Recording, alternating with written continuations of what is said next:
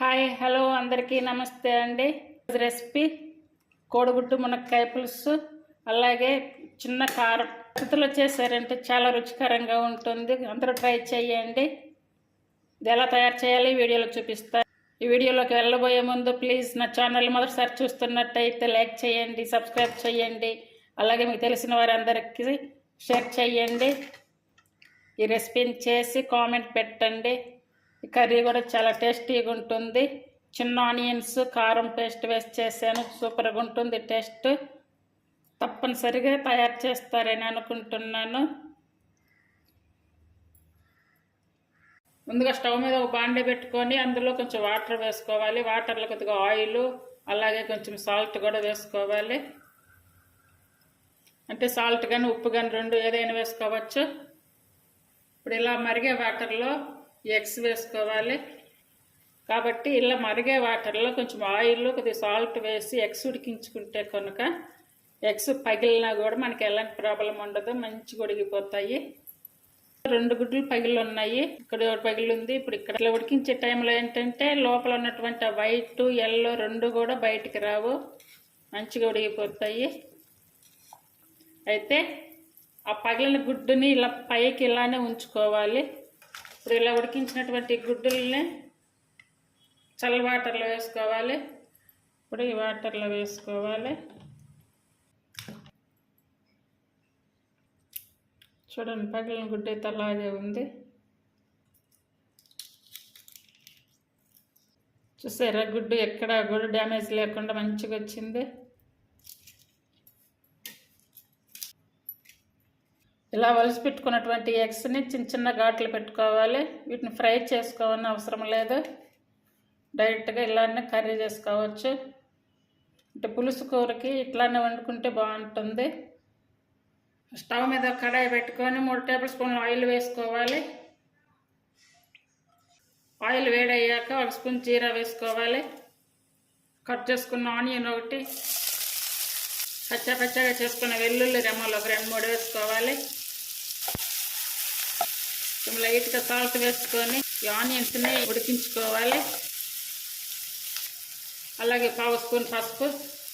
First జీరా వేస్తాము కదా, జీరా వేయడం వల్ల కర్రీకి మంచి ఫ్లేవర్ వస్తుంది.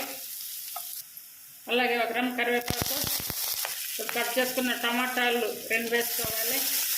చిన్నవి అయితే 3, పెద్దవి అయితే 2 సరిపోతాయి. టమాటాలు ఇలా మెత్తగా ఉడికించుకున్నాక ఇప్పుడు ఈ చిన్న ఆనియన్స్ వేసుకోవాలి. ఒకవేళ ఇవి లేకపోయినా కూడా స్కిప్ చేసుకోవచ్చు. అంటే పులుసు కూరకి ఇట్లా చిన్న ఆనియన్స్ వేసుకుంటే బాగుంటుంది. ఈ తాలింపులోని ఉల్లిపాయల్ని మగ్గనివ్వాలి. ఆనియన్స్ కొంచెం ఉడికాక ఇప్పుడు ముందుగా కట్ చేసి పెట్టుకున్న 2 మునక్కాయలు వేసుకోవాలి.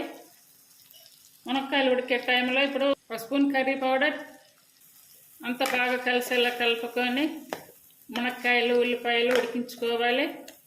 అవసరమైతే కొంచెం వాటర్ వేసుకొని ఉడికించుకోవాలి. మునక్కాయలు చిన్న ఆనియన్స్ అన్నీ ఉడికిపోయాయి.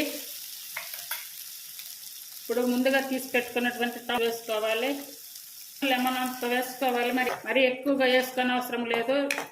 కట్ చేసుకున్న 3 పచ్చిమిర్చి. ఇప్పుడు వాటర్ కూడా సరిపోయిన వరకు తీసుకోవాలి. పులుసు అవన్నీ సగం పడి ఉడికాక ఇప్పుడు ముందుగా ఉడికించుకున్న ఎగ్స్ వేసుకోవాలి. ఇందులో కారం కానీ మసాలాలు కానీ అలాంటివి ఏమీ వేయలేదు. ఇప్పుడు ఇలా పేస్ట్ చేసి పెట్టుకున్నాను ముందుగానే. అంటే 2 స్పూన్లు ధనియాలు, 1 స్పూన్ జీరా, 1/2 స్పూను మెంతులు, ఎండుమిర్చి ఇవన్నీ కూడా ఆయిల్ వేసి ఫ్రై చేసుకోవాలి. ఫ్రై చేసి ఇలా పేస్ట్ చేసి పెట్టుకుంటే పులుసు కూరల్లోకి చాలా బాగుంటుంది. నేను ముందుగానే తయారు చేసి పెట్టుకున్నాను ఇది. ఇప్పుడు ఈ పేస్ట్ వేసి కొంతసేపు ఉడికించుకోవాలి. అంటే ఒక 10 మినిట్స్ మిడిల్ ఫ్లేమ్ మీద పెట్టుకొని ఉడికించుకోవాలి. ఇప్పుడు సన్నగా కట్ చేసుకున్న కొత్తిమీర వేసుకోవాలి. పులుసు కర్రీస్ ఇలా మధ్యలో ఉడికించుకునే టైంలో పులుసు కూరలు చేసుకునేటప్పుడు ఇలా మధ్యలో కొత్తిమీర కట్ చేసి వేసుకుంటే మనకి ఆరోగ్యానికి కూడా మంచిది. అంటే ఇప్పుడు కొంచెం గ్యాస్ సమస్య ఉన్నప్పుడు కొత్తిమీర ఎక్కువగా వాడితే గ్యాస్ సమస్య తగ్గిపోతుంది. నేను ఎప్పుడు కూడా పులుసు కూరల్లో ఇలానే వేస్తానండి కొత్తిమీర.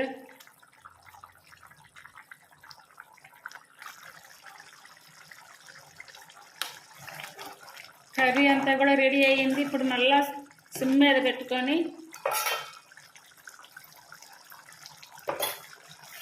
ఇప్పుడు సిమ్ మీద 5 మినిట్స్ పెట్టుకోవాలి. ఇట్లా పులుసుగా కానీ లేదా ఇట్లా గ్రేవీగా తయారు చేసుకోవచ్చు. కూర్లీ పేస్ట్ వేసి తయారు చేస్తేనే